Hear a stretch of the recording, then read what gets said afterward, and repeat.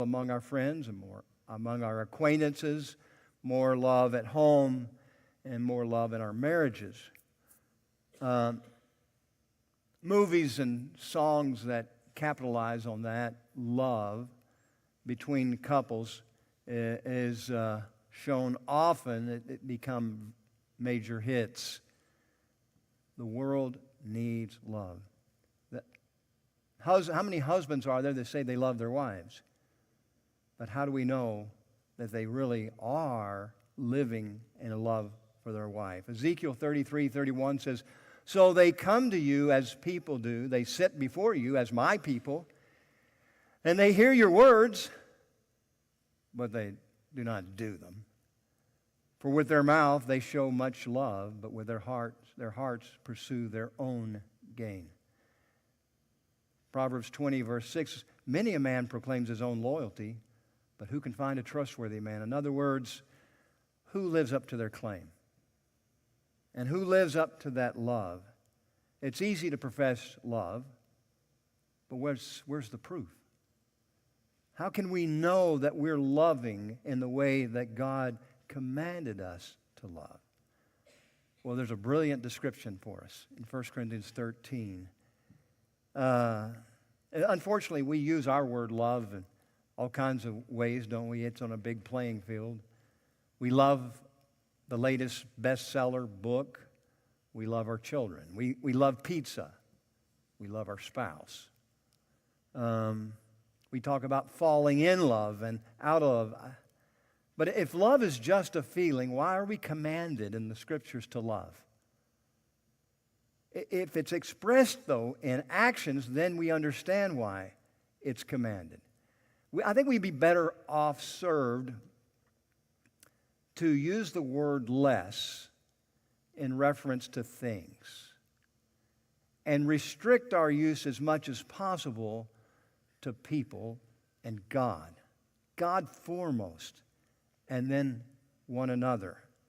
It's interesting that the Greek word agape is never used in reference to things in the Bible, in the New Testament.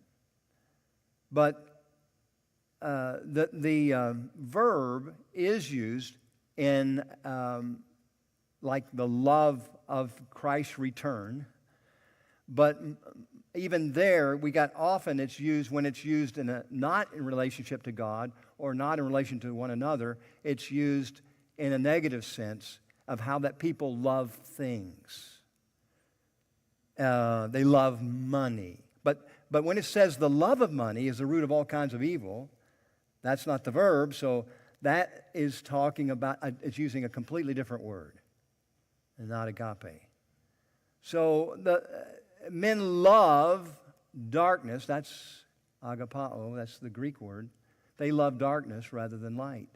So it's showing you how that people can be so misdirected on a word that has been elevated at that time. This word is elevated in the Scriptures in a way that's not found at elsewhere in that day. Have you ever heard it said there's a fine line between love and hate? Yeah. But love and hate are polar opposites. So when people say that, they're talking about something that's not described here in the Bible.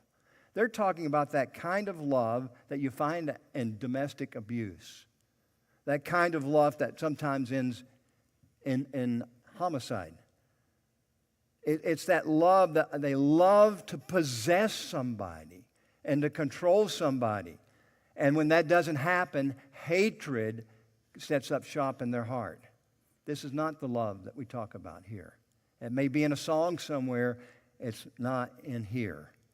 God's breathed out for us this beautiful description of this love. I want to back up here to chapter 12, verse 31. So let's look at it. It serves as a transition between these two chapters. Paul had told the Corinthians how to work as members of each other, members of the body of Christ, and how they accomplish that. And then it says in verse 31, "But earnestly desire the best gifts, and yet I show you a more excellent way." Now, you could get tripped up on that saying, okay, somebody says, I want that gift. or this gift. That's not what this is talking about, because he spent the whole chapter, chapter 12, how that's not the way it works. God sets the members in the body as it pleases him. So he's not saying that. It could be that he's using this as this is what they're doing there, and you put it in quotes, you're desiring the best gifts. You're seeking those best gifts, but you don't even know what the best gifts are. And he'll list some of those in chapter 12, and he puts the ones that they are having as their best gift, he puts it last. What he mentions first are people, earnestly desiring the best gifts. And yet, I show you a more excellent way. What's this more excellent way he's talking about? Some have thought, what follows is, this is a way we sometimes refer to as a wedding text, because it's read so often at weddings. And it fits quite clearly. But what Paul says in this section deals so much with other problems that he's already expressed in the letter. It fits their situation quite well, and yet it's with such eloquence. In weddings, they include vows, or in the vows, typically pledges to love, honor, and to cherish. And as we said, Paul, in chapter 5 of Ephesians, he commands that men should love their wives. Well, how do we know? And here it is, though I speak with the tongues of men and of angels, but have not love, I become sounding brass or a clanging cymbal. Here, tongues is plural. In other words, it means languages. And it's talking about the gift of languages that was going on there among them. And he says that he's speaking in hyperbole. He didn't speak the languages of angels. They didn't have a plurality of languages. They all spoke the same. The fact that we have a plurality of languages today was a curse, not a blessing. So, though I speak with the tongues, or in other words, as it's translated here in another translation, if I were to speak with the tongues and of men and of angels, he couldn't speak languages of angels. And though I have the gift of prophecy, which he had, and understand all mysteries, which he did not, and all knowledge he did not have, and though I have all faith that I could remove mountains, but have not love, I'm nothing. It's kind of stunning, isn't it, to think that you have this kind of ability, but you could still be void of love, that you could do things in ways of giving things, like in verse 3, and though I bestow all my goods to feed the poor, and though I give my body to be burned and have not love, it profits me nothing. It's pretty hard to think somebody could do that without love. But he makes it clear that they can. And people do. People do some of these things. Sometimes they do what they do out of guilt from the past, or guilt because they have some other people don't have, and they do it that way. Even sacrificial type of giving can be done in a way to draw attention to yourself, to get your name on the side of a building. I'm not saying that happens all the time, but the Pharisees blow the trumpet and then they give. They want it known, and some people have different ways of blowing the trumpet. It's people have strapped bombs on their body. They gave their life for a cause. But it wasn't from love. And of course, this is not even depicting that. This is depicting something even greater than that. If I don't have love, it profits me nothing. You've accomplished that much. What a man! You could hear people say, what a wonderful person. And God may put a zero by it. If you don't have love. So how do we know? Here's our description. Verse 4. Love suffers long and is kind. Love does not envy. Love does not parade itself, is not puffed up. Paul first lists a couple of things that love does do. Then he, in the list, 8 verbs of what love does not do. So he says it suffers long. In the Greek, this is a word made up of 2 Greek words that means one is a long or big. It's where we get our word macro. And the other is to have a desire. So, and in some ways that comes out in what we do. So really, basically, we would say that love has a long fuse. That's love. If you say, man, I just have such a problem with my temper, that's not love. Believe me, that has nothing to do with it. Love is long-tempered, a long fuse. It doesn't mean we don't ever get angry. Righteous indignation is real. It's right. One person said, he who cannot be angry is no man. There are things that should make you angry. When some lady is carrying a purse and somebody knocks her down and, almost kills her over that purse, we're angry about that, and rightfully so. But he who is slow to anger, we're told, has great understanding, but he who is quick-tempered exalts folly. Love suffers long or is patient. I remember when Caleb was really little and he kept bothering his mom over and over. I have this, I have that. And finally she said, Caleb, if you would just have patience, you'd get what you want.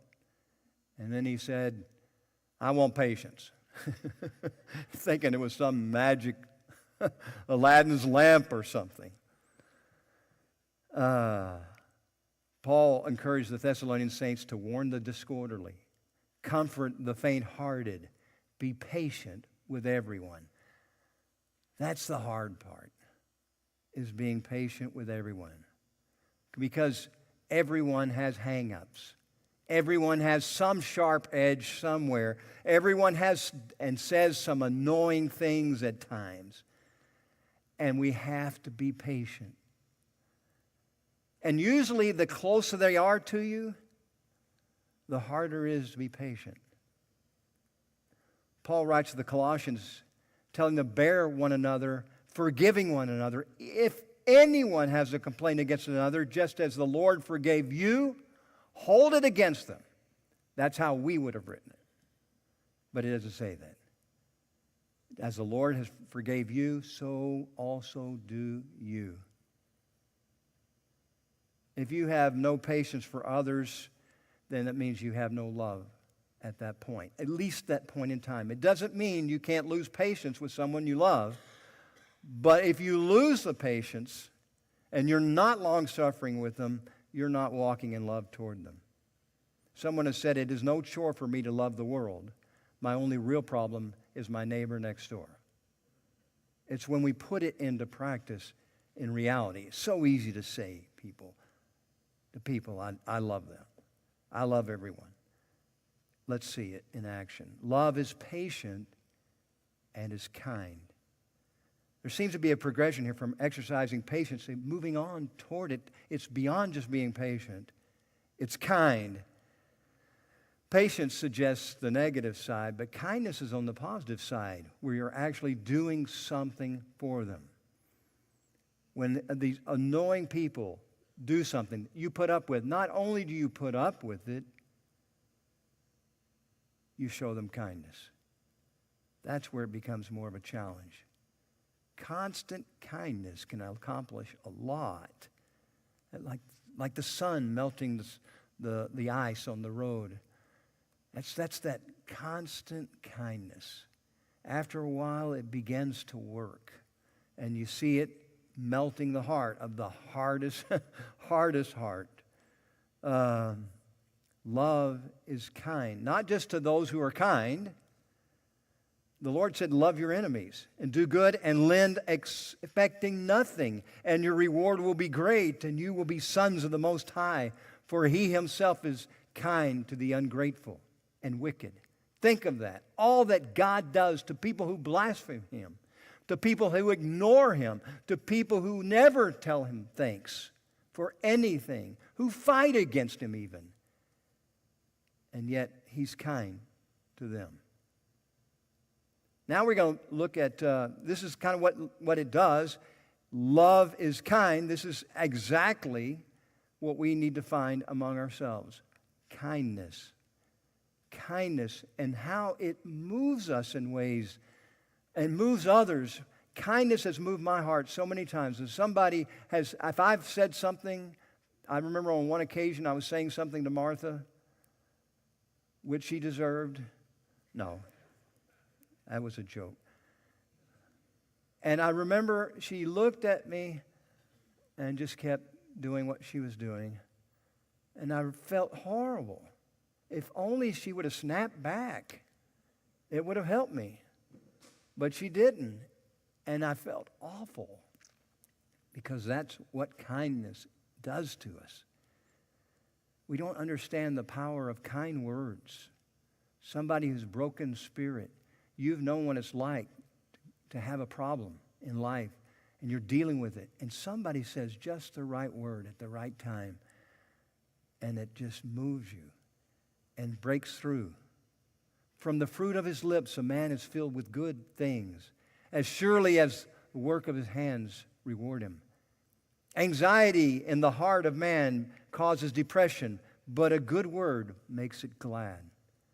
A wholesome tongue is the tree of life, but perverseness in it breaks the spirit. The light of eyes rejoices the heart, and a good report makes the bones healthy. All of these out of Proverbs. Pleasant words are like honeycomb, sweetness to the soul, and health to the bones. William Wordsworth said, the best portion of a good man's life is his little, nameless, unremembered acts of kindness and of love. Don't take a record of it and say, okay, look what I did, and you got your little list of the things that you've done. The Greek orator Demosthenes said, he who confers a favor should at once forget it, if he is not to show a sordid, ungenerous spirit. To remind a man of a kindness conferred and to talk of it is little different from reproach. And the Lord said through Paul's pen, and be kind to one another, tenderhearted, forgiving one another just as God in Christ forgave you. Love is kind. And love does not envy. This is a really strong word in Greek. This is having a strong desire for something. Love does not envy. If your friend wins the lottery, maybe at first you're excited until time goes on and you think a little more and you start wondering, I don't think she deserved it. I haven't seen any good use she's done with it. I haven't gotten anything. It may be that somebody almost immediately says, what did they get that for? I was in the same lottery and I didn't get it. I deserved it a lot more than they did. That's not what love does. Love is excited for other people like that. Love does not envy. Love does not parade itself. It literally means it's not a braggart or a windbag. Love is not a windbag. A braggart, this is kind of the opposite of what we just talked about. Envy is one that's upset because they don't have something somebody else has. But here, braggart is one who does have something and he's bragging about, or thinks he has something. Usually people that are windbags are insecure. They don't feel great about themselves, and they want others to feel great about them, and they're working hard to get that accomplished. But what we need is God's approval. We don't need anything else. 1 Corinthians 4:7, for who makes you differ from another? And what do you have that you did not receive? Now, if you did indeed receive it, why do you boast as if you have not received it? In other words, we've got it all from God in the first place. And you say, well, I worked hard for it. Who gave you that ability to work hard for that? Who likes being around a braggart? Man, I don't. I've seen more and more athletes showing less and less class. And they finally made a tackle after all that game, and they're boasting about it. They do a jig over it.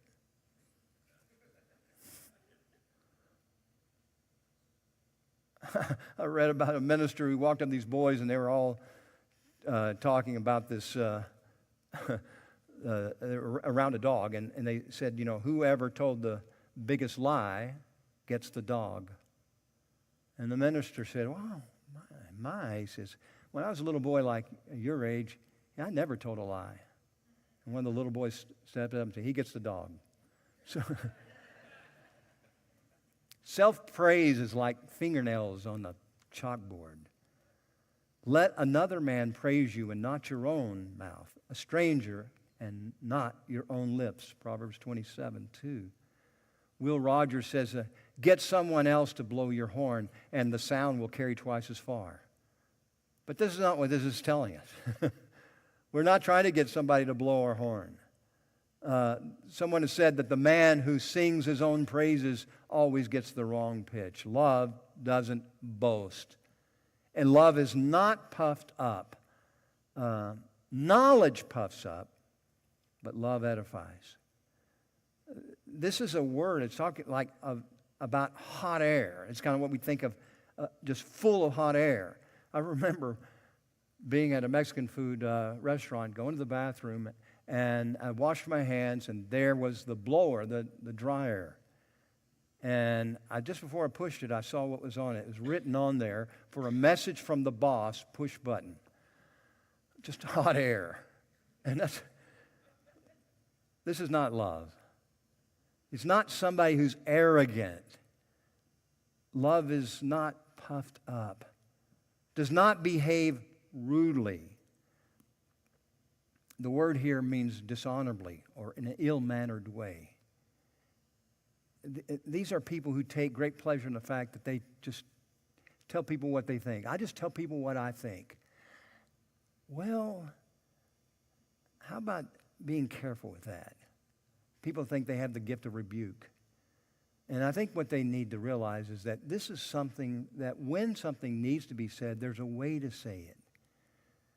There's such a thing, you could have your doctrine just as straight as a gun barrel, but you're shooting blanks because you don't say it the way you should. Therefore, do not let your good be spoken of as evil, Paul says in Romans 14:16.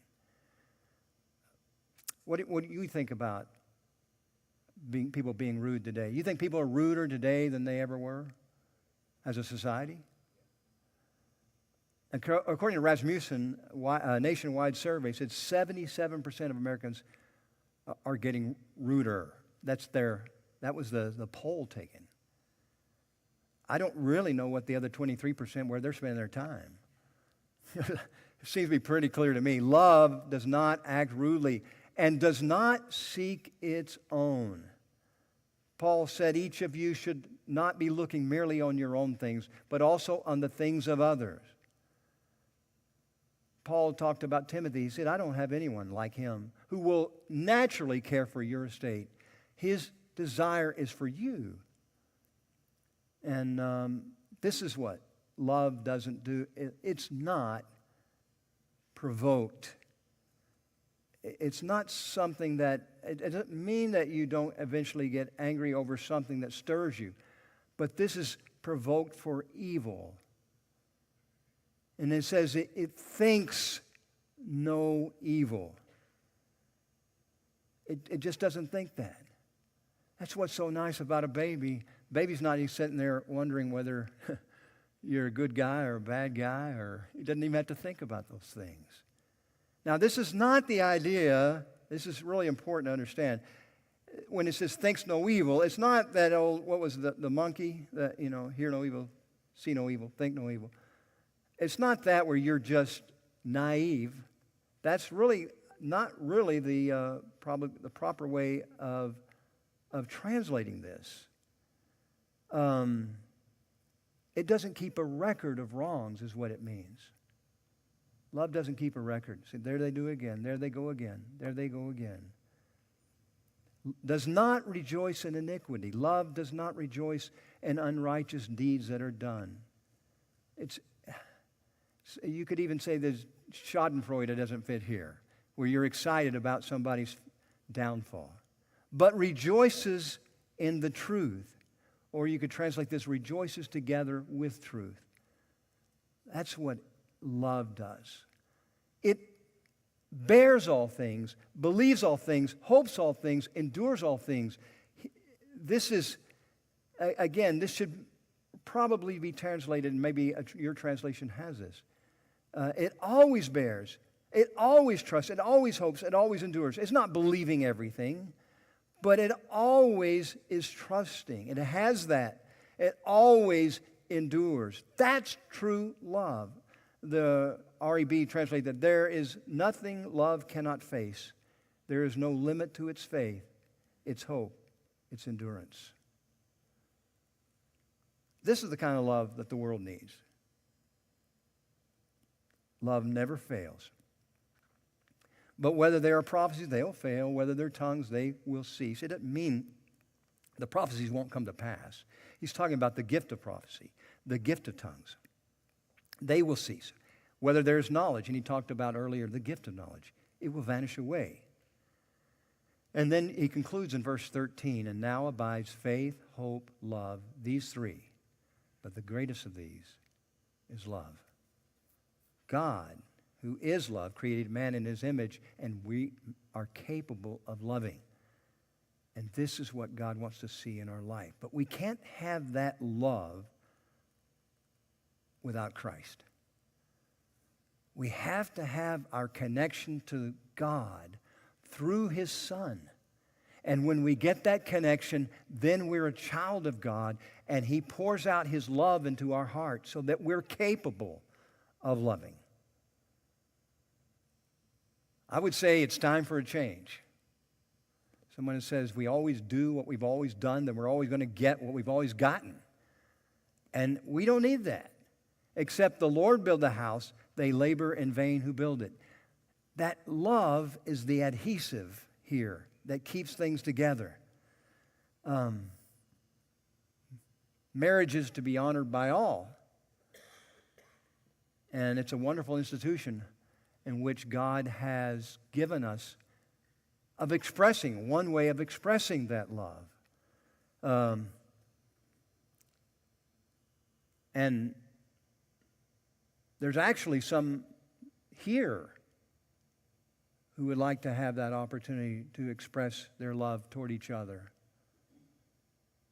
So this love that we've talked about could be expressed in their own lives. The man has been is a highlight for me since he came among us. He really has. I am just so thankful for him. Everybody's thinking I'm talking about them. But not you.